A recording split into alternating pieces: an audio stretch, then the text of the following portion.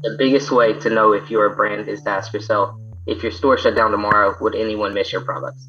Ladies and gentlemen, welcome to the Ecom Growth Show. Do I say hi now or do I wait? I'm pretty much brain fried at this point. Let's go. Ladies and gentlemen, welcome back to the E-commerce Growth Show. I am your host, Daniel. Join with me, we got Robbie. And today is an exciting freaking day because we got one of my favorite ad strategists on the team. Whoa. I can't say that, can I? It's like saying you have a favorite child. I should have said it, but I'm excited for today because we got Josh Pusor with us today, and we're going to really dive into talking about building brands and what that looks like for pretty much any size business. Rob, why don't you ask him the first question?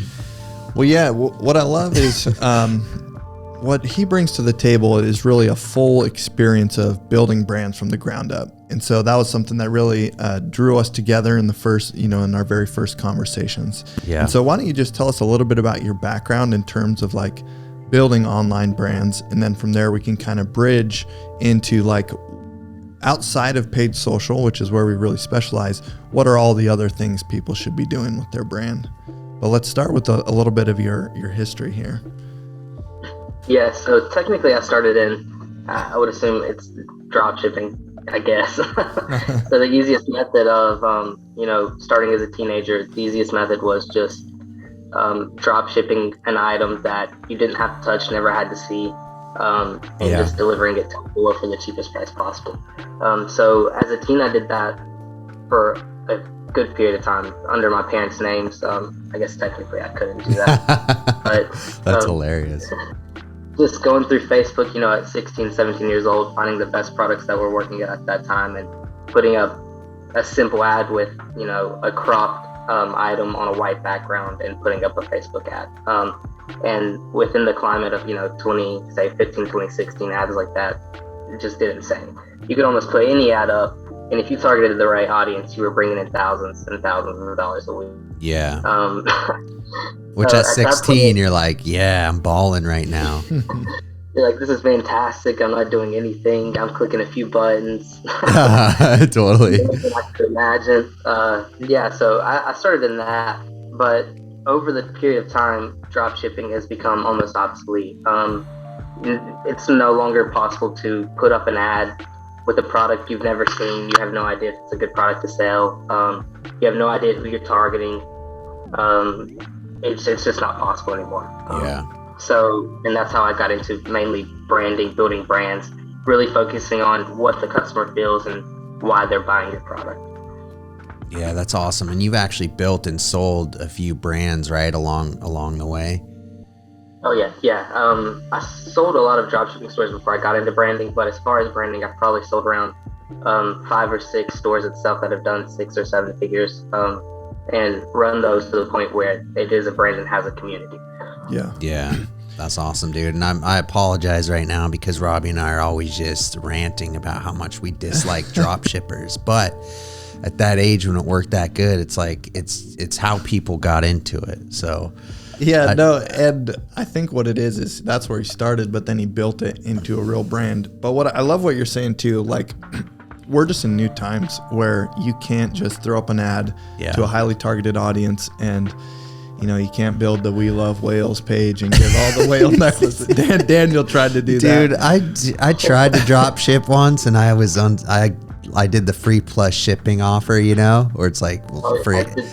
Yeah, totally. And I only sold like one pair and it took like weeks to get it.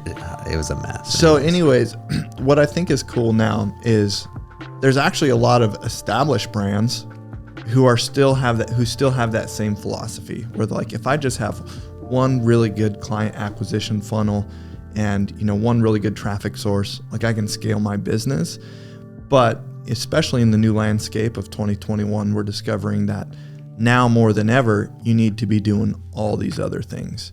So from your perspective, as somebody who's seen, what used to work and now what does work in terms of building like a holistic brand, what are some of those things that people really should be focusing on outside of like a very comprehensive paid social strategy?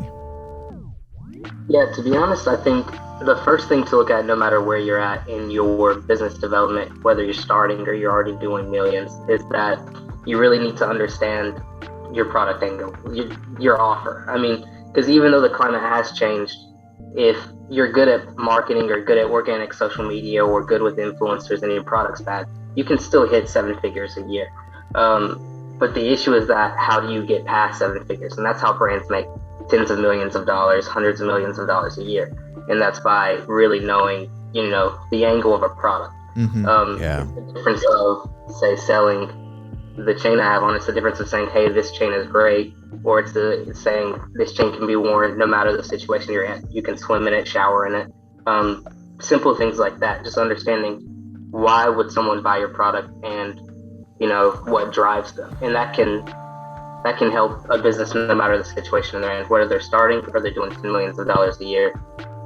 Your product angle is going to help you sell no matter the platform. And that's what really helps you get off into multiple platforms. It's really understanding why this customer is buying your product. Yeah, totally. And I love the example too of I love reading biographies of entrepreneurs and stuff, but one of my favorites, and obviously lots of people's, one of their favorites is Steve Jobs. And it's like the difference between, I have a device that's 1,000 songs in your pocket versus like, hey, I got a cool MP3 player that plays this codec at this freaking bit rate. And nobody cares about all these other MP3 players that, were launched and died. It's like, dude, this is 1,000 songs in your pocket. This is freedom. This is new identity. And it was all about the angle, right? And all about the why behind it. And I think it's just, it takes a certain amount of creativity to figure out, not only how to make an amazing product, just quality wise, like very tangibly, what is it and what value does it bring, but then also implementing some creativity to figure out the why behind it and figure out what difference it's making in somebody's life. And is that kind of part of developing an angle, is just really figuring out how to make that application for somebody?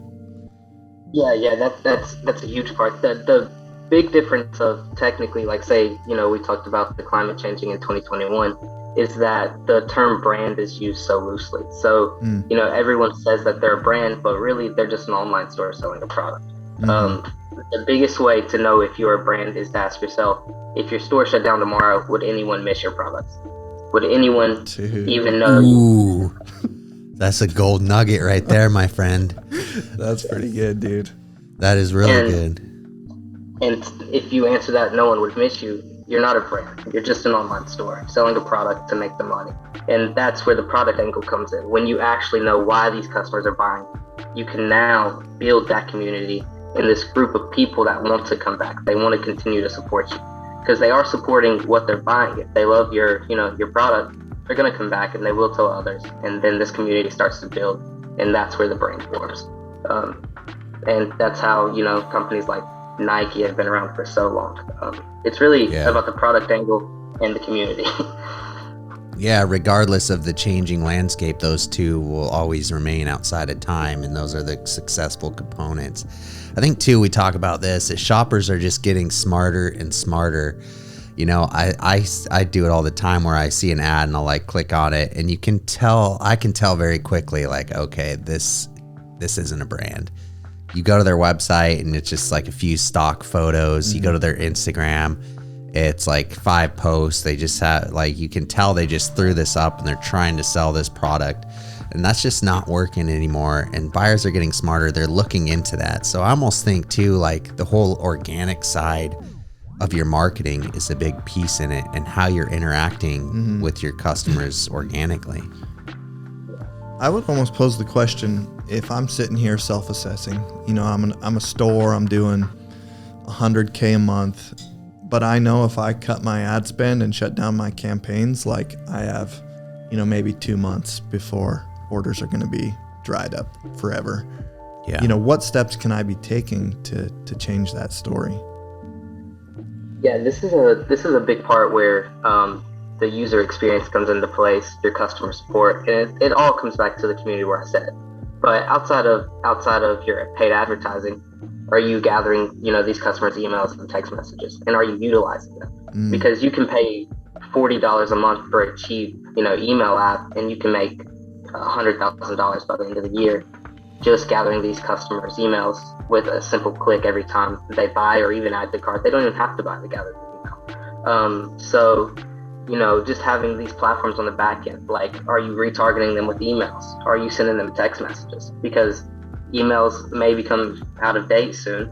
Are you gathering this data that's natural on the back end that's happening, no matter what? You can do that without paid advertising. If you're running Instagram, if you're running Pinterest, TikTok, if they're coming to your website, you have an email pop up. Why are they signing up? Are you offering them 10% off if they give you their email? That's enticing them already to buy. And now you can send them a new email offering them new products every time they come out.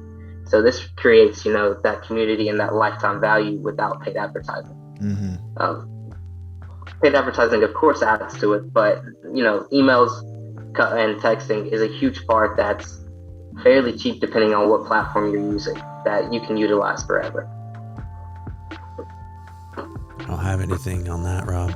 No, I love it. It's good. So far, when we're looking at making this transformation from being an online store that just sells products to actually becoming a brand, we're talking about, a real value proposition, a real angle for your products. Yeah. This isn't just a commodity. It's actually an offer. It's a real angle. It's a real offer. So if you can get that established, that's huge towards making this transformation from being an online store to becoming a real brand. And then also just collecting data where you have basically no cost marketing opportunities, whether that's through sending emails, sending SMS messages, text messages. And dude, I feel like those two things are just two massive things that are overlooked. Everybody looks to paid social because that's where you see you have a really tight feedback loop. You get really quick feedback on, what's working, what's not working, and you do something and all of a sudden you're getting sales and you can kind of build upon that. But again, just like, toward the effort of wanting to equip people for success moving into a new landscape, that's always something we're always trying to figure out too, is one of the biggest challenges we see brands facing is just constant change. Like everything's always changing. Yeah. And so these two things are like ways that you can really combat that, is by having a real product offer. Yep. And then also having ways to market to them if your ad account gets shut down or if attribution goes away, stuff like that. So Yeah. I think that's a good perspective too. Yeah, totally, dude. And for some reason, I keep looping back to organic. I don't know why. My head's just there because I see like the brand Chubbies, Yeah. and I don't even have a pair of their shorts, but I would miss their content. And I would miss their marketing. And I think even a good word for that is community building. Right? Yeah, that's exactly it. Yeah, so just zooming out though, dude, there's so many facets that make up a brand. It's not this one thing that's gonna make your brand up. As we dive in and explore it more, there's so many different things that kind of piece it together. And I love what you said, Josh, about are people gonna remember you? And I'd almost encourage people to just take a step back from their brand for a second and just see how it interacts with people. Almost make your brand a person and see how is that interacting with the marketplace. How are the products? How is this? Just go through the whole thing from almost a third person perspective to just see how it's interacting the world and what areas you can improve on. Mm-hmm. Yeah, and like you said, to do this really is, it's something that's been around for years now, is organic content. And, platforms you can of course run paid ads on, but this paid advertising platform was built off something that offered organic content, such as Instagram. Instagram's built brands or even personal brands like none other. TikTok's coming up now, and the issue with that is you just really have to utilize these platforms. There are people now that are going completely viral and brands completely selling out just by putting TikTok videos up, never spending $1. Totally. I know brands that are doing millions of dollars in revenue personally that have not spent $1 and just put 6 TikToks up a week. If you know the market, you can utilize organic 100%, but you have to be posting. And your content needs to be congruent. Like you have to have your voice. If you're a, say like Slim Jim, they always have posted funny commercials. So when they go to Twitter and TikTok, they're always like a meme, but that sells. Organic's a place to really find who you are and what community is responding. And that's what goes into growing even bigger, and it's free. Yeah, totally.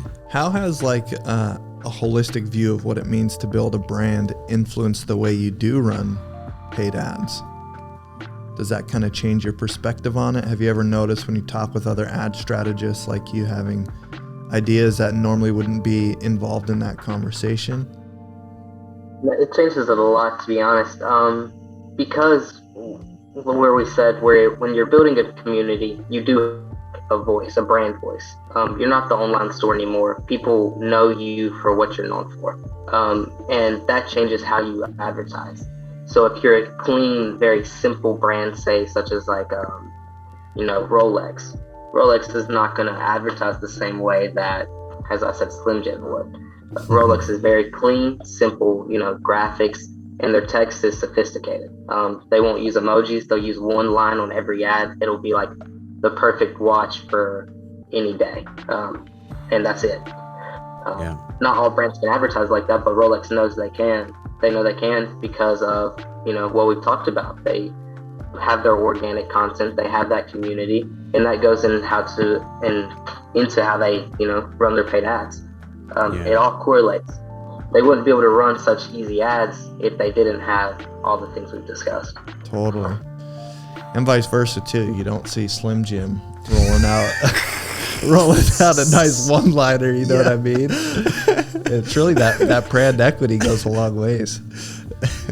That's hilarious, dude. Any like just final thoughts in terms of allowing people, giving people information and tools to adapt and thrive in a changing market moving into 2021, maybe making the shift from being an online store to being a real brand.